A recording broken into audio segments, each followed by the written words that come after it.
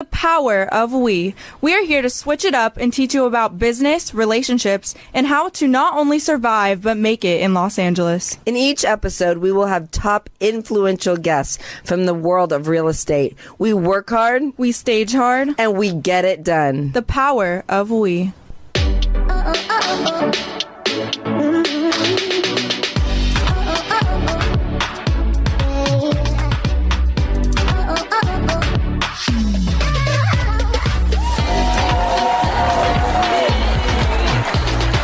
Hey, Nicole. Hello, how are you doing? I am doing great. I'm Yeah? so excited about today because without this next guest, I would not have a business. That's for sure.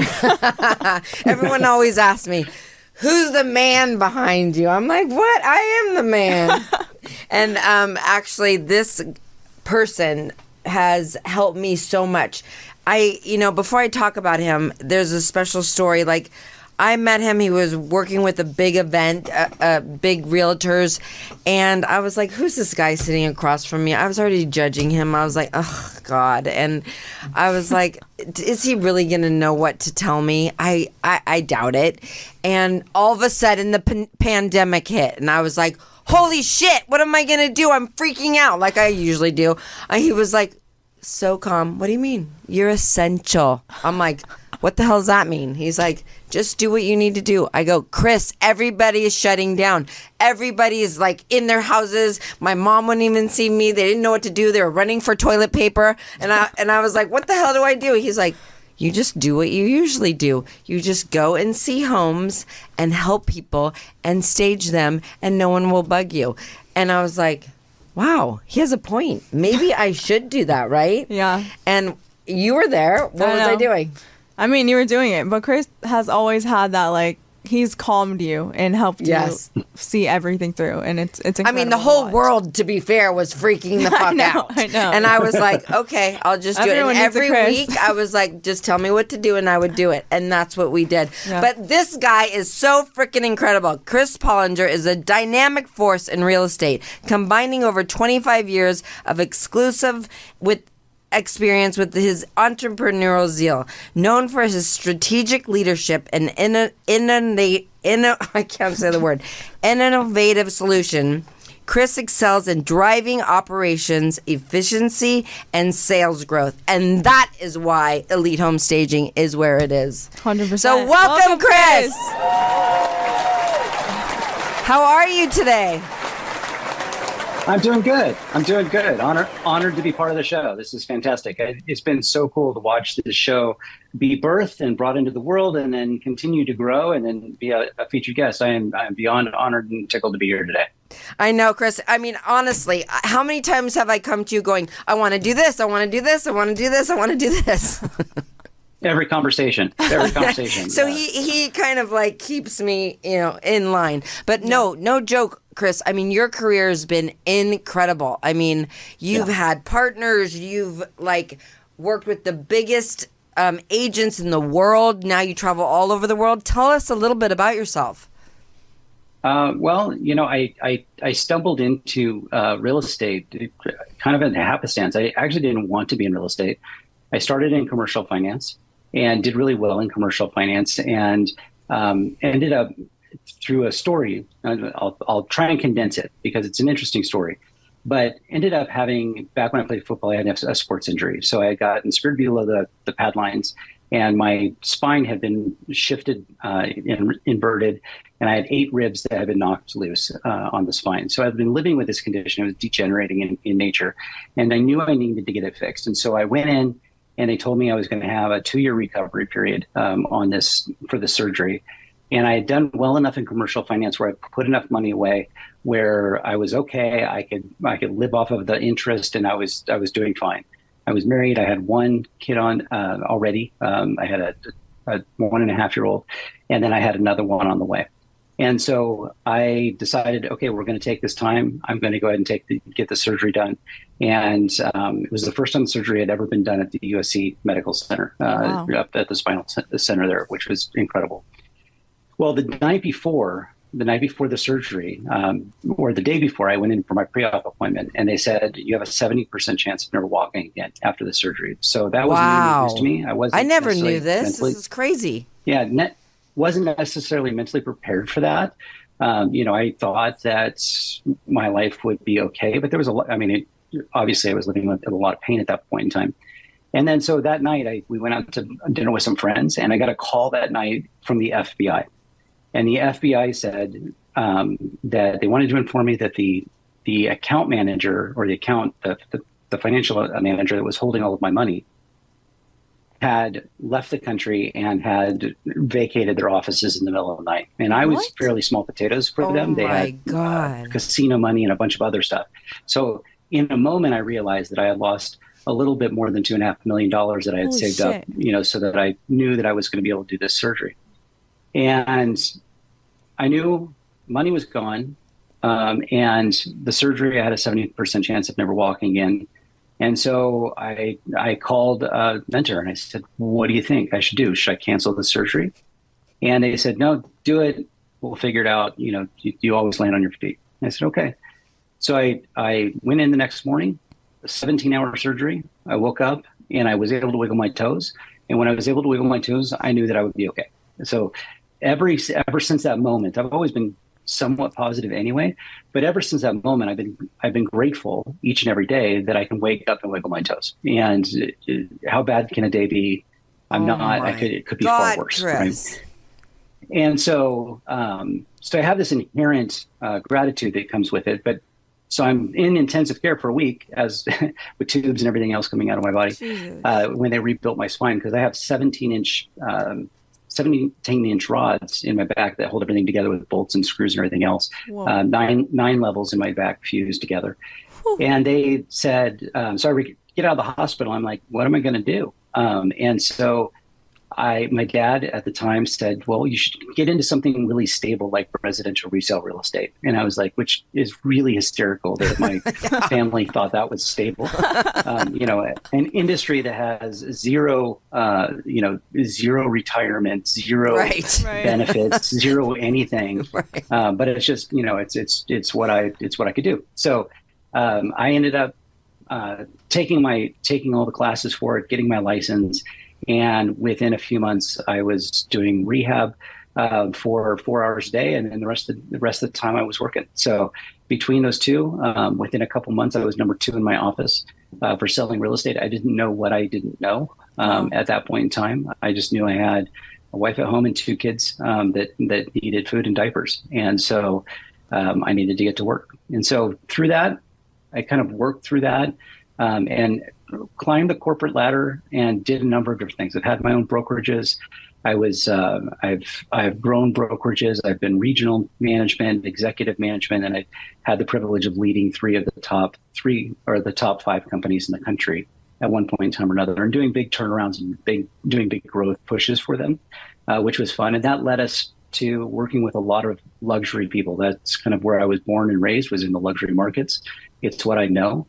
And so I was able to leverage that. Now I work with companies all over the world, broker owners that are just fabulous people, and it's a lot of the big teams, and then select agents that want to change the world and want to do great things for the industry. So, and then along the way, we also do some stuff with companies like yourself who are attached to real estate by proxy, and then also some prop tech and fintech companies, which is always kind of fun from a project standpoint.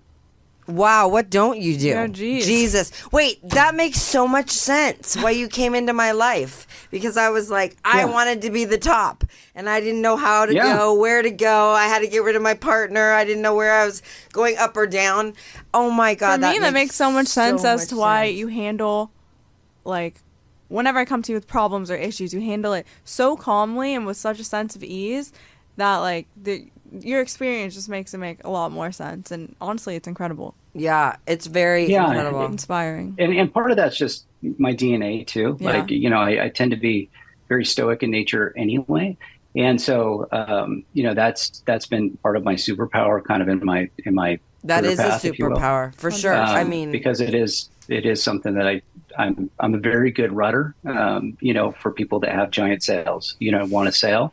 That sometimes they just need that little bit of grounding. To say this is where you need to point things and remind them why they're doing what they're doing. It's a good point. Yeah, but it's my passion. I love working with the leaders that are making noise and doing great things, and it's great things in the world. I think the world's a better place because great people do great things, and I'm honored to be a little piece of that. Yeah, I mean, it's interesting because when I met you, you were really working with, it seems like the teams in real estate were like the hot thing. So now, which you've helped us, we've created teams in staging, and that has been, I mean, Nicole and Kaylee, I mean, their teams in our staging have been great. But it's, what impresses me, and I think people want to know, like, how do you stay calm during these things? Like, I mean, when you helped me during pandemic, I literally was calm. I was calm. I was like, everyone was shut down. I was the only one out there. And I would call you and I'd be like, Chris, am I going to get in trouble? No one's everyone's freaking out. Everyone's, thinks I'm totally insane. And you're like, just keep doing what you're doing. Just keep doing what you're doing. I mean, I have been accused of being human Xanax, on a couple of occasions. You definitely are human Xanax. That's fucking funny. I think it kind of comes down to, prior to when I got into commercial finance, I did a couple of years of work in celebrity and executive protection. So I did bodyguarding work, and a lot of the training I went through that, and the certification of that, and all of the things that you had to do with that really kind of matched my natural style of being calm under pressure. Mm-hmm. And so I find myself that the bigger the stakes, the bigger the chaos, the more crazy things are, the more focused I become. And it's just, it's a superpower I have. I wish I could share with everyone, but I know it really is a superpower. And every time I come to you, it's like, I want to do this. Okay, this is how we do it. And it's so. I just went to the Paris show, and I was, meeting a lot of different people at the show, and there was realtors there, which was interesting to me because they don't really stage as much, right? But they were checking out because they wanted to stage, themselves. And so I'm just curious, what is the market in Europe right now? What's going on in Europe? Is the market busy like ours? Yeah. Great question. So Europe is a really interesting animal because each country is somewhat different, in where they are in their life cycle. Population has a big factor to do with that. The various political systems in each country is very, very different. And so, Italy, for example, is doing really well. France is doing really well. Germany is doing horribly. It's miserable, right? So each different area is having some different effect. London and the UK, doing fairly well and kind of rebounding, if that makes sense. Mm-hmm. So it's interesting, kind of working on a global set, because you do get to see the influences of the different parts of the world, and then you have things like fiscal policy, and you have geopolitical issues that come into play. Population issues are something that's coming into play, especially when we're talking about Asia and some of those other areas. So, all of those things are factors that filter down into the various way that those different markets are behaving. But the interesting thing from a luxury perspective is that a lot of the luxury that's selling in Europe is selling from U.S. people thinking that are buying because of a plan B, because they're looking at the unsettled nature of the U.S. at this point in time. Interesting. And vice versa. A lot of the people that are buying in the U.S. and some of these different luxury markets are also European or South American or Asian, looking for a place that they can have a plan B, because they're seeing instability within their part of the world as well. So kind of a fascinating migration that we're seeing within the wealth. Well, when I was there, I was watching a real estate show, The Agency. Have you? And you know what I liked about the European real estate shows? is this was a family show. It was a mom, dad, and kids, and they were doing all of Paris, like luxury, you know, and it was real. It was like not a bunch of chaos and craziness. It was their real life, and it was inspiring, actually. It was truly inspiring. And I was thinking, wow, now that's a real estate show that, you know, is respectable, honestly. The reality shows there are much more reality than they are in the US. Our reality shows are much more dramatized. They get better ratings that way. And I've had the privilege of working on a few of them, you know, on the back end of production of a few of the reality shows, you know, here. And there's very little reality to them at this point in time. It seems like they're kind of fading out. Is that true? I mean, I don't see, or are they still getting bigger? Yeah, the pandemic really shifted things. The pandemic made us kind of collectively as a worldwide audience have this collective midlife crisis. And we all reevaluated ourselves, where we lived, what we did, how we did it, what was meaningful to us. And so a lot of the shows that were prior to that were very glitzy and very glamoury and very focused on the materialistic aspects of the rewards that real estate can bring. And with COVID, we all kind of centered, right? It became something that we all became much more attuned to ourselves and really what we wanted. And in that attunement, we decided that collectively that there are things that are more important than money. And, you know, we wanted a higher quality of life, and we wanted to have. We also wanted to have money, right? It's not that we didn't want that. It's just that we didn't necessarily feel like we needed to be as flashy with it.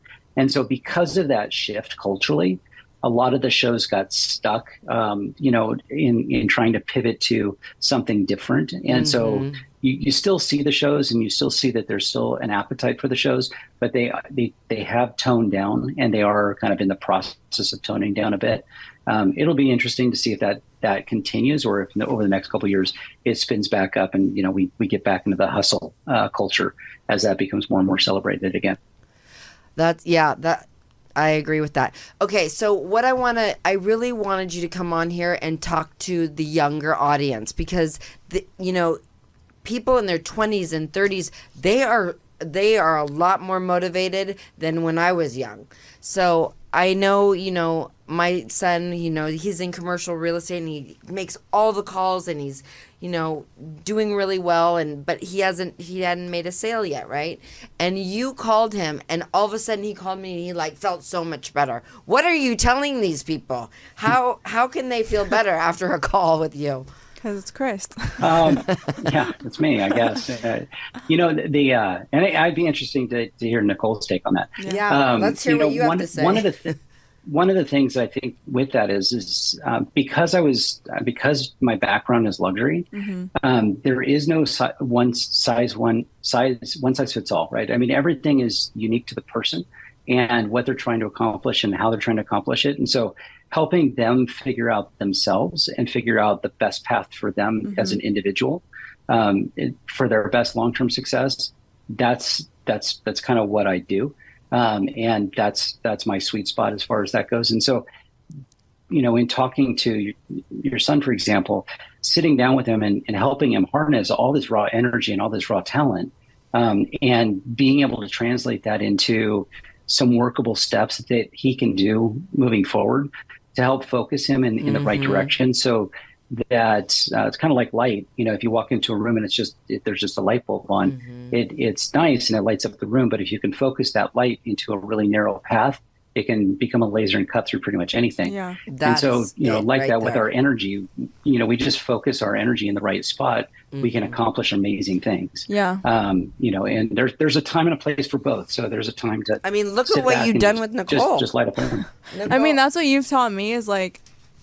And you came from college. Let's back up. But Chris she came out of college to right straight to elite. Yeah. And I am like, I threw her into everything. Yeah, and at first it was a lot, but something that Chris taught me is like just to stay focused, I feel like, and like I mean, as humans or just in general, we have so many like thoughts, right? Like it's like, how can I do this? How can I do this? How can I help this person? And when you're managing, like I manage about like 15 people, there's always someone who needs you. Something Chris has taught me that's really changed my like whole management skill set is to delegate my time and have people help each other, right? Because we're only one person, and I was struggling with like, how can I be everywhere at once? But when I realized, once you taught me to like kind of group people together and have them help each other under me, it changed everything, and my sales went through the roof, right? Instead of everyone calling me for every question, they're calling each other to help each other. They're in teams, they feel supported, and then they come to me with the important issues, and that has helped our sales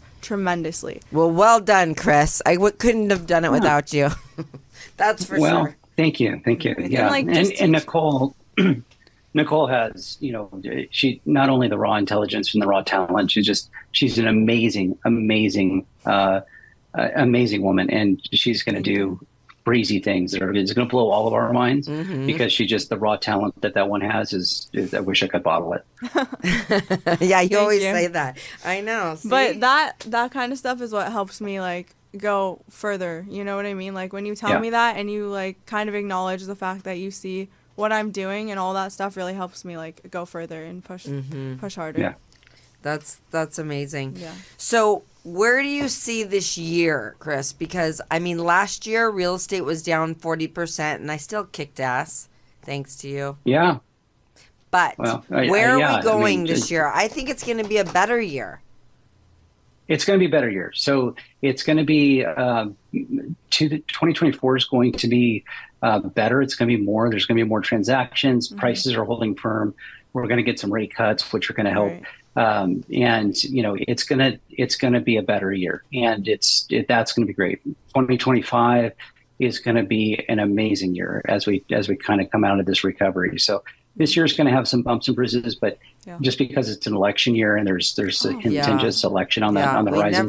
We never get a break, do we? Never. Yeah. Pandemic, election, but it's going to be better than last year, right? So I mean, last year, 2023, interestingly enough, was the worst year for transactions. And real estate, if prices go up or prices go down, it doesn't affect us all that much. Right. It affects us a little bit, but when transactions stop, that kills us.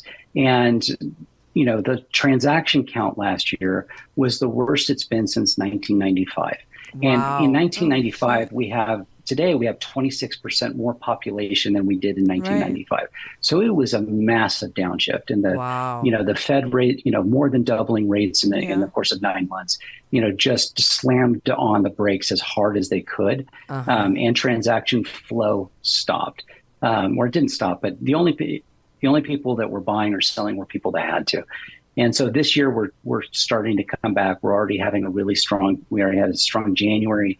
A lot of optimism that this year isn't going to suck as bad as last year, and that it's going to be okay, and we can see light at the end of the tunnel. And there's a lot of people that didn't survive this last year. Right. A lot of brokerages didn't survive. A lot of companies didn't survive. But the fact that you guys, did really well last year, you just didn't participate in a downturn, which was I'm very awesome grateful. To see. Thank God. Yeah. Which means that as the tide rises, you guys are going to be off to the races. So, well, you told me I was going to be the top, so I'm not stopping till I do. Everyone's like, when are you going to retire? I'm like, retire when I'm dead. There is no retiring. That's a Gen X kind of attitude, right? Yeah. I mean, like, none of us really think we're going to retire. It's part of our cultural upbringing, as we've always relied on ourselves, right? And so you have this really interesting, because now we're getting into the space where our generation is now becoming the leadership of industries, right? And we bring this attitude that's a really kind of a rogue or feral attitude to it, and it can be somewhat callous and heartless, just because that's how we were raised. Is nobody cared. So if nobody else cared about us, then we got to care about ourselves. And so that's why you see a lot of the executives now, and a lot of the people, that they have tattoos, and they have, swearing on stage, when you're speaking is okay now, where, right. 10, 15 years ago, that was a taboo subject, right? So, right. We're definitely moving into a new era, which is going to be really cool and really fun.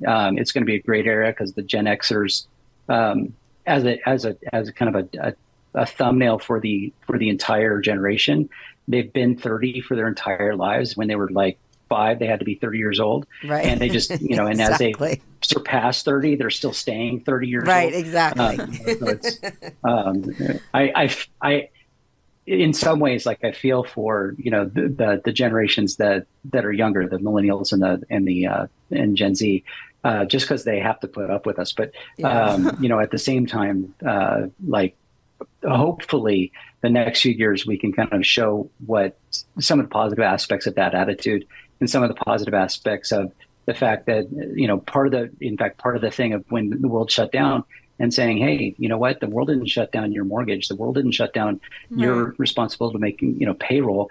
The world didn't shut down those things. You got to stay at working, right? I mean, that came from an attitude of, I don't really care what anybody else has to say. We have to do what we need to do because we have to do it. Exactly. Right? That's just, generationally, that was our attitude. Like, okay, I can cry as much as I want. Nobody cares, right? And so that's something that we, bringing to the table and that's important. Focusing on that's so important. Where are we going in the future? Yeah, that's where we're going. Especially, I see that a lot with the younger generation. They get frustrated. And I'm like, you don't think I've been through a lot? Listen, I've been through so much. Chris knows. I've been through the world. And, the best thing about this is that you can always change and add things to your career. I thought I just had to be a stager. Well, now I have a store and a podcast, and now we're opening up in the UK, Elite Maison, and then I didn't even talk to you about this, but we just got 2 DMs. They want us to help them start opening their staging companies. Of course, since with all the experience, we're going to do that. So, but it's just, it's so important that people in business have people, coaches, whatever you guys want to call yourselves, that we can go to. I've always believed in coaching. I have a life coach. I have my Chris coach. It's so important because we feel like, I think where people get so stuck is they don't know the answer, right? And they try to go to these groups or that group. But when you have a one-on-one coach that knows you, like I could call you freaking out. What am I going to do today? And you're like, okay, we get centered. We map it out. And the next day I'm doing whatever needs to be done. But people don't believe. Why do you spend so much money on coaching? Because that way it calms me down, makes me grow as a person, helps my team grow, I don't just keep you guys for myself. I pass them on to my kids, my employees.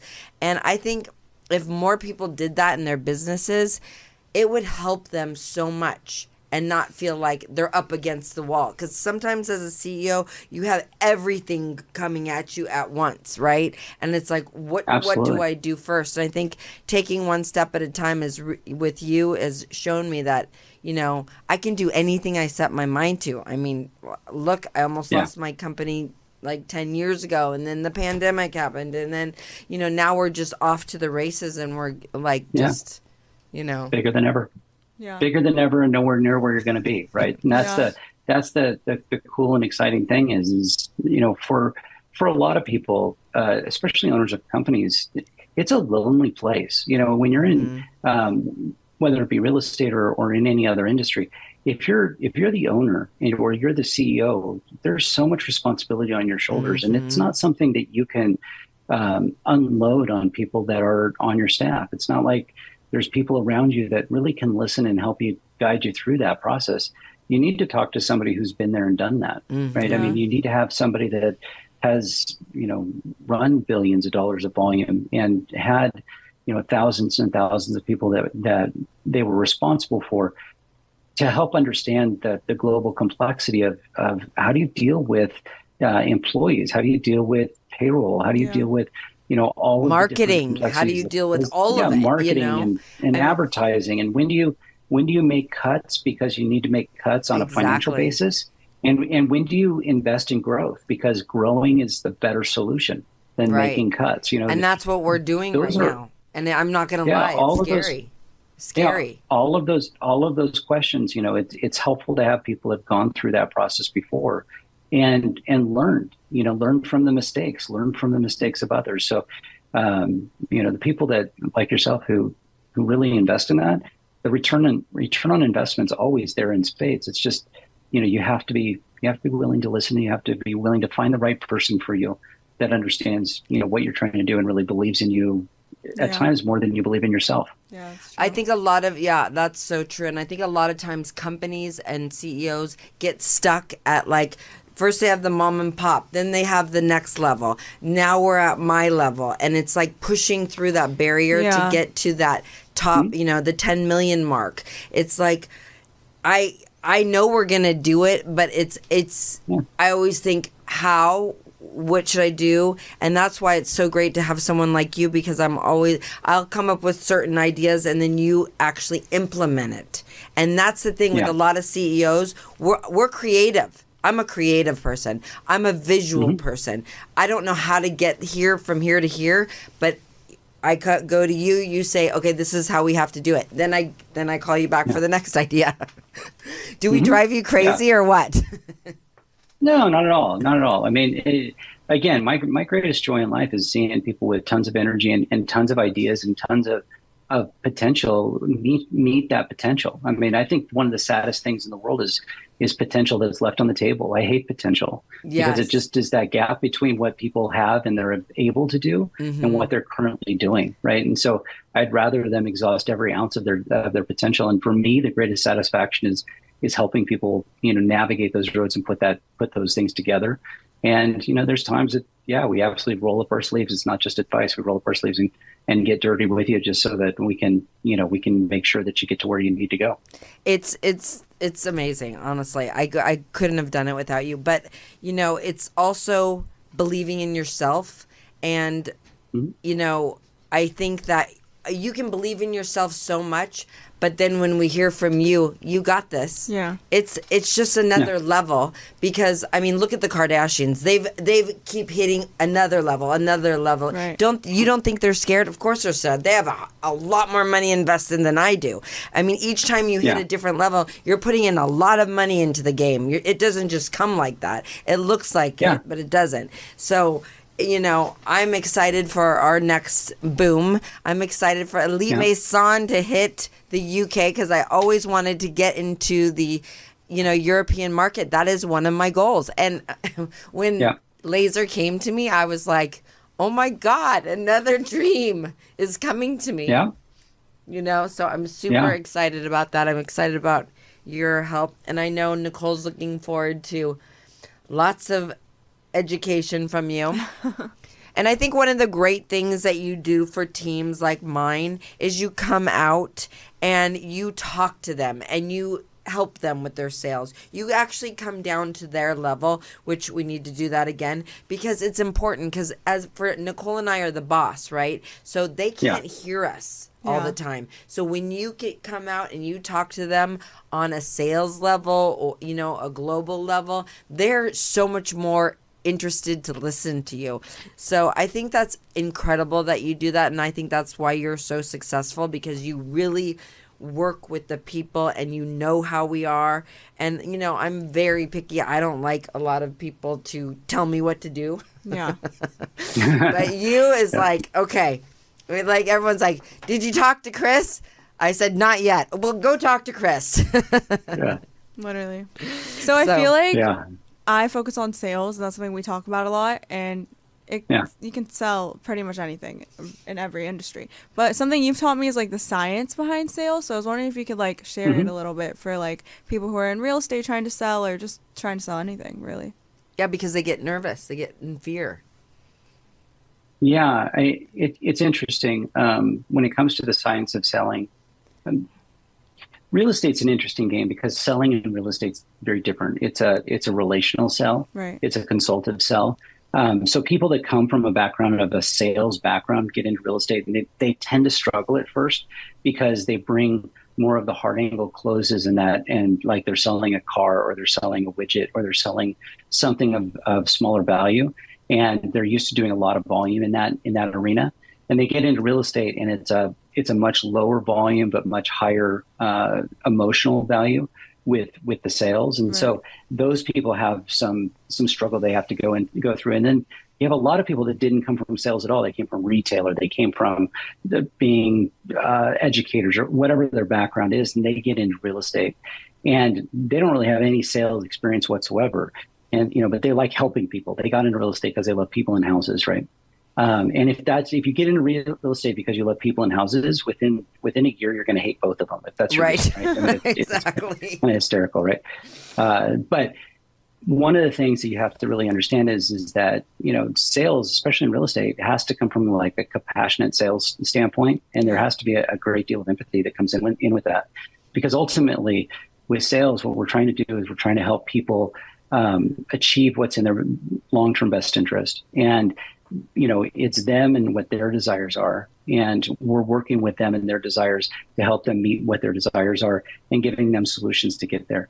And honestly, when it comes to real estate, what I tell the real estate folks a lot when I'm speaking, when I'm going around the world doing keynotes, is that they need to take that role seriously, because, and I've told Nicole, you and the team, that it's better for the prospect that's sitting in front of them to go with you than to go with some Yahoo company that's going to mess it up. Right. And it's more compassionate to take that business, because it's helping them accomplish what they want to accomplish. You're giving them great value. You're giving them great insight. You're giving them great service. And they could be going to a competitor that's going to botch the whole thing up.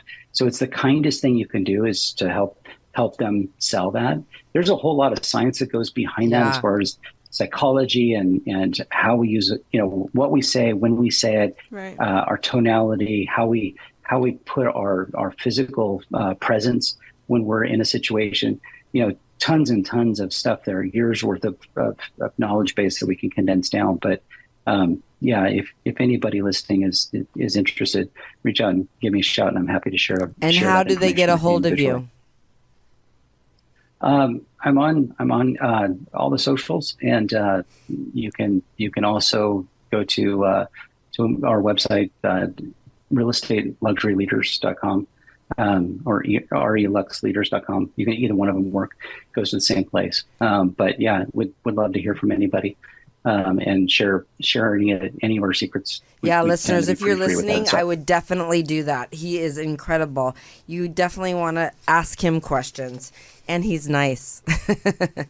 Well, you know what you kind of do is, I always say this one thing. What is it? We make their dreams come true. Mm-hmm. And I realized that during pandemic, because they were crying and please help me. And I would stage it and they would sell it during pandemic. We were making their dreams come true. And that's what I try and tell the girls, because you're really, if you're really selling to help them instead of just selling to make money, it's different. I didn't start this company for money. I really didn't. I started it because I wanted to help people, and I loved it. Yeah, I think that's a big part of it. It's helping people and loving it. And I think a huge part of it is liking who you're working with, building connections with your clients, because that's if you a problem working with these people, then it's easy and it comes back to you, right? Well, I think that, Nicole, honestly, I mean, I know you're a lot like me, but you are amazing with your clients, and the reason is because you have patience. You get to know them. They call you. I mean, she did an Instagram thing, whatever that thing is, yesterday, and all of a sudden, all these TikTokers want her to do her house. And she, I really liked him. She was there for hours. I was texting her, when are you coming home? I'm worried. I think one of the things is just being human and connecting with people. And that's something I really enjoy, is learning about people and their life. And my clients, most of them tell me their struggles they've been through. I know everything about them. They become my friends. And I think that's the best thing. Exactly. Yeah. It's so important. And that's certainly something that your generation has as an advantage over, because it's a very connected generation. And so, that's one of your superpowers. Right. But that wasn't like that for us. I was like that. That's why it wasn't like that for us. People were very closed. They didn't want to talk, and I'd be like, hi, but, bust in and make them love me. I can imagine. Yeah. Well, yeah, I mean, and Sam has always had the do whatever it takes attitude, which is Right. which makes her, she's going to be undeniably successful, right? It's just how fast she's going to get there and how many roadblocks she's got to bulldoze over, right? I mean, that's the thing is she's going to get there with or without me, right? Like, it's not that she's going to not be successful if she's not working with me. Yeah, I'm just trying to help her get there faster and with less bruises, right? And leaving less bodies along the trail. That's true. That's the goal. I'm always like, but I want to do it this way. Yeah, she's going to do it just because she's going to do it anyway. Exactly. But that's part of the beauty of it. It's part of the beauty of it. I know. I will be, who, one of these days. So, staging. And Maison is going to be huge. I am excited about it. I think the UK, Elite Maison in the UK is going to be very powerful. They're very excited. When Nicole and I went there and spoke, I mean, think about it. She's 24 years old. She's going to speak to stagers in the UK who've only been in the industry for 7 years. I mean, she was tired and sat on the stool, but, we were so jet lagged. But, I mean, these people, when I met with Laser and I met with all these, I had so many friends in Paris. It's so interesting to see how I've only been working with you for 3 years, 4 years. 3 years. But how much I've learned in 3 years versus and how much for your whole life, Nicole. Yeah, I mean, you've been working for your whole life. My whole life. I mean, that's true though. Maybe that's why. But seeing these people who have their companies in Europe and I was able to teach them things, and I was surprised by it actually. Yeah. I think that's the one thing that too, people don't necessarily understand is that the LA market is such a cutthroat market. It is so competitive. It is a Shark Tank. It really is just a Shark Tank. And to be able to navigate that particular marketplace and do it with ease, that's something that is so significant. And it's something that you don't necessarily understand how significant it is because that's just your life. That's just what you do. Yeah. But there's not another market like it. Nope. New York is also, can be harsh, but it's not like LA. LA is a hyper competitive marketplace. And, for people that are listening today, if you have not checked out Elite Maison, you need to. You have a curated collection of furniture from, Sam and the team that go through and you get the best design elements from the leading designer in LA that's putting things together, making it affordable, which is crazy that she's taken that on and doing that in such a successful way, that you don't need to have a fantastic design background. You can just go and pick the curated collections of the same furniture that's going in these, 10, 20, 40, $50 million mansions that are for sale. These are the showcase mansions and it's the showcase furniture. And the fact that you can get those collections and put them into your house on an affordable basis is mind-bending. Wow, absolutely Chris, mind-bending. I love you. That's exactly it. I mean, it's so true. They don't have to go to a store. It's right there online. And I used to have to pay designers, and I'd fire them, of course, because I'd have to pay them 15, 20 grand to get them to do one little but room. think about how long it took you to curate all these different furnitures, and you put it all in one place for people to find. So it's know. Crazy. Yeah. So you guys check it out. You guys have, and beyond that, if you're really stuck, you can click a button and have Nicole or Sam, they'll FaceTime your room and they'll be like, oh, your room needs this, this, and this. And and they'll decorate it for you.